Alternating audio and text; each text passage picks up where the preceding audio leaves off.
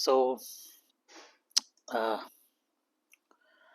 आज का जो टॉपिक है स्टार्ट करने जा रहे हैं। जरा सा सिस्टम को सही कर रहा था मैं। तो आज सबसे पहले मैं स्टार्ट करूंगा जरा से कुछ गुड न्यूज़ से कि अ, हम लोग एक अच्छा सोर्स क्रिएट कर रहे हैं जिसमें 88.3% सब्सक्राइबर ने सब्सक्राइब किया है। ठीक है, केवल 11% लोगों ने नहीं सब्सक्राइब किया है। तो मुझे लगता है आपको भी सब्सक्राइब करना चाहिए क्योंकि कहीं ना कहीं कंटेंट इन डेप्थ मिल रहा है। तो वो अगर आपको लगता है कि जल्दी में कुछ हो सकता है तो जल्दी में कुछ नहीं होता है। अच्छी चीजें, एक कहावत है, good things things take time. ठीक है, तो पहले तो आपने अगर जो in most of the cases बात कर रहा हूँ, पहले तो बच्चे पढ़े नहीं होते हैं पहले से ही, और अब चाहते हैं कि सब कुछ जल्दी से खत्म हो जाए। तो ऐसे नहीं हो सकता। ठीक है ना, तो आपको टाइम देना पड़ेगा चीजों को अच्छे से समझने के लिए। चीजों पर जितना ज्यादा समय देंगे उतना ही आपका समझ बढ़ेगा। इसका एक सीधा सा उदाहरण लेते हैं। कोई एक आर्टिस्ट कहता है कि मैं अपने आर्ट पे समय भी ना दूं और वो आर्टिस्ट भी बन जाए, वो बहुत बड़ा आर्टिस्ट भी बन जाए। नहीं, ऐसा नहीं हो सकता।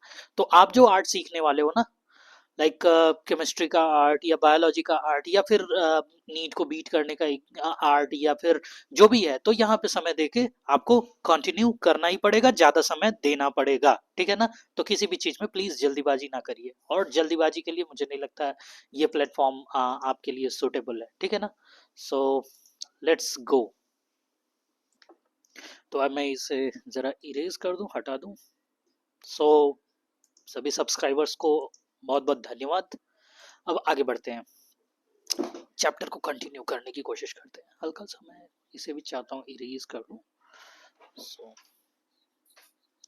Let's go, zoom in little bit. तो हम लोग कंटिन्यू करने वाले थे डेंसिटी से। हाँ हाँ, सो density, the two properties mass and volume. तो मतलब कि इसके लिए दो प्रॉपर्टीज मिलके बन रही है। एक तो मास है जो कि फंडामेंटल है, और एक डेराइव्ड है आई थिंक। ठीक है ना, वॉल्यूम। ठीक, तो आप ध्यान दे सकते हैं एक फंडामेंटल और एक डेराइव्ड वॉल्यूम भी, डेराइव्ड यूनिट भी मिलके या फिर डेराइव्ड क्वांटिटी भी मिलके एक तीसरे डेराइव्ड क्वांटिटी को जन्म दे सकती है या फिर बना सकती है। सो अभी कंटिन्यू करते हैं डेंसिटी पे। तो डेंसिटी की बात ये होती है कि पर वॉल्यूम कितना मास प्रेजेंट है, कितना मास प्रेजेंट है। याद रखिएगा पिछले कॉन्सेप्ट में वेट का कॉन्सेप्ट बताया जा चुका है।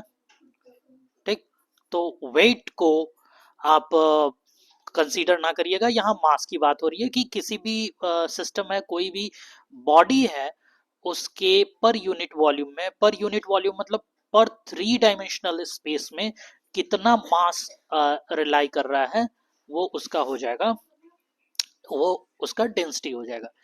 Density of a substance is its amount of mass per unit volume. SI unit of density can obtained as follows. अब SI यूनिट की बात कर रही है, किया जा रहा है, तो SI यूनिट मास, मास को क्या कहते हैं, किलोग्राम में, और जो वॉल्यूम का जो SI यूनिट होता है, मीटर क्यूब। तो मास पर मीटर क्यूब। ठीक है, मास पर मीटर क्यूब कह रहा हूं, सॉरी, केजी पर मीटर क्यूब, इसे बस मास पर लेंथ लेंथ क्यूब करते हैं। ठीक है ना, यहीं से आगे हो सकता है कॉन्सेप्ट आपको फिजिक्स में मिले। मास का डायमेंशन m होता है और लेंथ का डायमेंशन l होता है। ठीक, मास L3 ऐसे बोलते हैं, या फिर m1 L3 माइनस। हल्का सा ये भी ओवरव्यू मिल जाएगा, तो फिजिक्स में पढ़ने में रिवीजन से ही स्टार्ट होगा आपका। Unit is quite large and a chemist often express density in ग्राम पर सेंटीमीटर क्यूब। क्यों? देखिए पिछले लेक्चर में बात हुआ था कि चीजें, ये चीजें बहुत बड़ी हो जाती है जब हम लैब में यूज करते हैं। तो लैब में चीजें बहुत माइन्यूट और कम मात्रा में यूज किए जाते हैं। तो जैसे वहां हम लीटर यूज करते थे, तो यहाँ मिलीलीटर यूज करेंगे, ml का इस्तेमाल करते हैं लैब में। केजी की जगह हम ग्राम का इस्तेमाल करते हैं क्योंकि बहुत कम मात्रा में है। फिर उसी तरह से अगर मास को केजी की जगह मास को केजी की जगह ग्राम में यूज करते हैं, वॉल्यूम को लीटर की जगह एमएल में क्यों यूज करते हैं, या फिर यहाँ पे जब हम वॉल्यूम की बात करेंगे तो मीटर क्यूब को ना लेके, क्योंकि मीटर अपने आप में बहुत बड़ा वैल्यू है, 100 सेंटीमीटर की बात होती है, तो यहाँ पे सेंटीमीटर क्यूब की बात करेंगे वॉल्यूम को जब लेंगे, ठीक है ना। या फिर हो सकता है इससे भी कम की बात करें। Okay, where mass is expressed in gram and volume is expressed in centimeter cube. Density of a substance tells us about how closely its particles are packed. एक तो ये कॉन्सेप्ट हो गया। एक कॉन्सेप्ट ये जान लीजिए कि कितने एक्स्ट्रा, कितने ज्यादा पार्टिकल उसी वॉल्यूम में पैक कर दिए गए हैं, ठीक है। हो सकता है इससे ना क्लियर हो, एक वो मैं समझा रहा हूं, एक एग्जांपल देके। मान लीजिए ये कोई स्पेस है, ठीक, इसमें ये पार्टिकल ऑलरेडी पैक्ड है, ये पैक्ड है। अब इसकी जगह हम चाहते हैं कि ये जो बाहर एक्स्ट्रा जो पार्टिकल है, ठीक, ठीक है, तो एक बात और समझ लीजिए, इसकी डेंसिटी मान लीजिए डेंसिटी इनिशियल थी, ठीक है। अब हमने क्या किया कि जबरदस्ती कुछ कॉम्पैक्शन करके इन ब्लू मॉलिक्यूल्स को भी इसमें पहुंचाया, ठीक है, ये पहुंचा दिया, इन मॉलिक्यूल्स को भी इसमें पहुंचा दिया। तो डी इनिशियल की वैल्यू क्या थी, M initial divided by volume. Volume हमने चेंज नहीं किया है, उस उतने ही वॉल्यूम में नए पार्टिकल्स को पहुंचाया है यहाँ पे। अब जो डेंसिटी फाइनल जो होगी वो क्या होगी, एम इनिशियल जो था और उसके बाद जो एक्स पार्टिकल या फिर एन पार्टिकल जो पहुंचे हैं अंदर, उनका भी तो मास इसी वॉल्यूम में आ गया ना, तो वही एम एन पार्टिकल लेकिन वॉल्यूम सेम। तो ये एक्स्ट्रा फैक्टर जो प्लस एम एन बढ़ रहा है वो इसकी डेंसिटी को इंक्रीज कर दे रहा है, डेंसिटी फाइनल को इंक्रीज कर दे रहा है, और इस तरह से डेंसिटी जो इनिशियल थी डेंसिटी फाइनल से कम हो जाएगी, मतलब कि फाइनल डेंसिटी इंक्रीज हो जाएगा ड्यू टू कॉम्पैक्शन, क्योंकि हमने नए पार्टिकल्स को यहाँ इंट्रोड्यूस कराया है और इससे इसकी मास बढ़ी है, ठीक है ना। मतलब कि जितने पार्टिकल, जितने कॉम्पैक्ट पार्टिकल, इसमें जितने पार्टिकल पैक कर देंगे उतनी ही ज्यादा इसकी डेंसिटी बढ़ती जाएगी। ओके, अब आगे बढ़ते हैं। सो अब टेम्परेचर की बात करते हैं। There are 3 common scale. क्या होगा वो 3 कॉमन स्केल क्या होंगे भाई, वो 3 कॉमन स्केल होंगे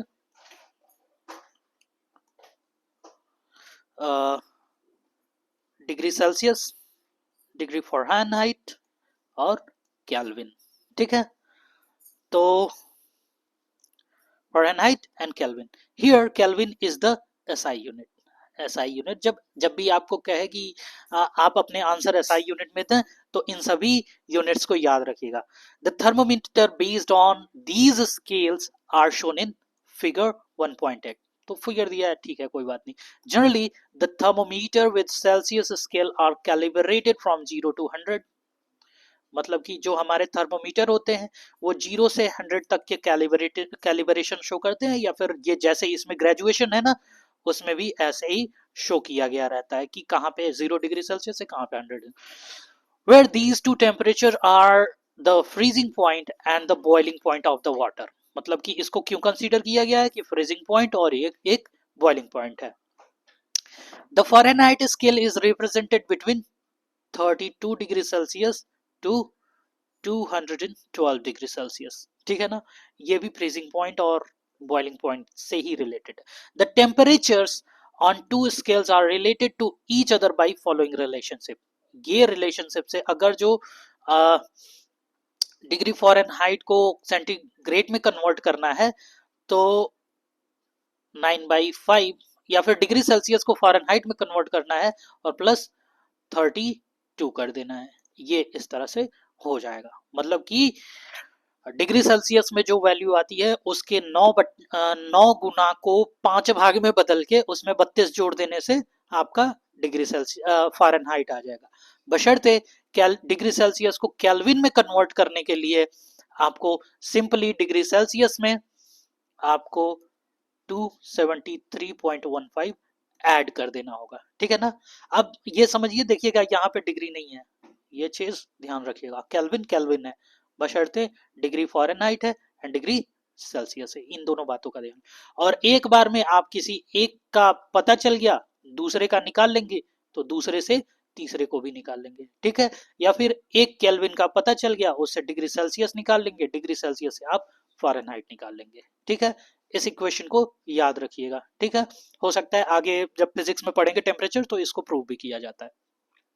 It is interesting to note that the temperature below 0 degree Celsius is negative value. That is, negative value are possible in Celsius scale, but in Kelvin scale, negative temperature is not possible. क्यों नहीं possible है? क्योंकि ऐसा माना जाता है कि 0 kelvin हम गेन नहीं कर सकते हैं, ठीक है ना। और इसे एब्सोल्यूट जीरो बोलते हैं। एब्सोल्यूट जीरो का मतलब ये होता है कि इस टेम्परेचर पे मॉलिक्यूल्स के सभी वाइब्रेशंस सीज हो जाते हैं, सीज हो जाते हैं, मतलब कि उसमें कोई एनर्जी ही नहीं रह जाती है, ठीक है ना, सारी एनर्जी निकल जाती है, ठीक है। इस कॉन्सेप्ट को भी हम शायद 12th फिजिक्स में पढ़े या फिर केमिस्ट्री में आगे और तगड़े से पढ़ेंगे, ठीक है। अब ये ग्रेजुएशन है, देखिए यहाँ पे 273.10 डिग्री केल्विन के बराबर, और ये 32 डिग्री फ़ारेनहाइट 0 डिग्री सेल्सियस के बराबर हो गया, ठीक है ना।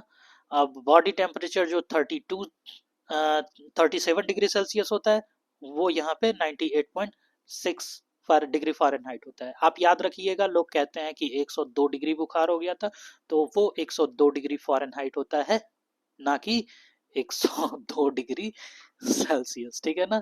तो ये नहीं होता है 102, मतलब कि बढ़ा कितना, 98 4 या कह लीजिए 4 6 3.6 डिग्री सेल्सियस बस बढ़ जाता है ना, बॉडी का टेम्परेचर इतना ही बहुत बॉडी के लिए खतरनाक हो जाता है। एज हम लोग बायोलॉजी भी पढ़ने वाले हैं, नीट भी पढ़ने वाले हैं, तो नीट के लिए तो ये चीजें बहुत मायने रखती है, ठीक है ना। तो ओके, अब आगे बढ़ते हैं। अनसर्टेनिटी इन मेजरमेंट, तो इसको हम, मुझे लगता है आगे दूसरे लेक्चर में कंप्लीट करेंगे, क्योंकि ये टोटल एक नया कॉन्सेप्ट है कि किसी भी मेजरमेंट को करने में या फिर कोई भी चीज हम मापे हैं, कितने अच्छे से माप सकते हैं, और या कितना अनिश्चित है वहां पे, ठीक है ना। बस इसका छोटा सा 1 मिनट में कॉन्सेप्ट दे देता हूँ कि कोई भी स्केल जब बना रहता है तो उस पे बड़े छोटे बड़े छोटे छोटे बड़े इस तरह से लाइन होते हैं। तो मान लीजिए आपने मेजर किया तो यहाँ तक तो आया, लेकिन यहाँ के बीच में रुक गया ना, तो इतना चीज अनसर्टेन है कि इतना आप नहीं बता सकते हैं कि ये कितना है, ठीक है ना, वो कितना अमाउंट हम वो करें 0 और ये 1 मान लीजिए, और ये मीटर स्केल है, तो आप 1 mm 2 mm तो बता देंगे, लेकिन अगर यहाँ लाई करता है ना, तो 2.5 है कि 2.6 है कि 2.3 mm है, वो आप कंफर्म नहीं कर सकते, तो यहाँ आप अनसर्टेन हो जाते हैं। और ऐसा हर एक स्केल में आता है, ये हर एक स्केल में संभव ही संभव है। और ये अमाउंट जितना छोटा होता है ना, वो स्केल उतनी ही अच्छी मानी जाती है। क्योंकि अब मीटर स्केल की बात करें तो मिलीमीटर 0.002, ठीक है ना। अगर यहां तक मान लेते हैं, या फिर अगर कोई स्केल है 0.1 तक ही बताते हैं, तो ये दोनों तो अनसर्टेन है ना, इसमें आप क्लियर नहीं कर सकते। तो इस कॉन्सेप्ट में हम लोग अच्छे से बात करेंगे, बहुत ही बढ़िया से बात करेंगे, ओके। सो आज के इस लेक्चर के लिए बस इतना ही, आज के लिए नहीं, हो सकता है मैं और भी लेक्चर बता दूं, तो आगे मिलेंगे with uncertainty in measurements. So thank you very much.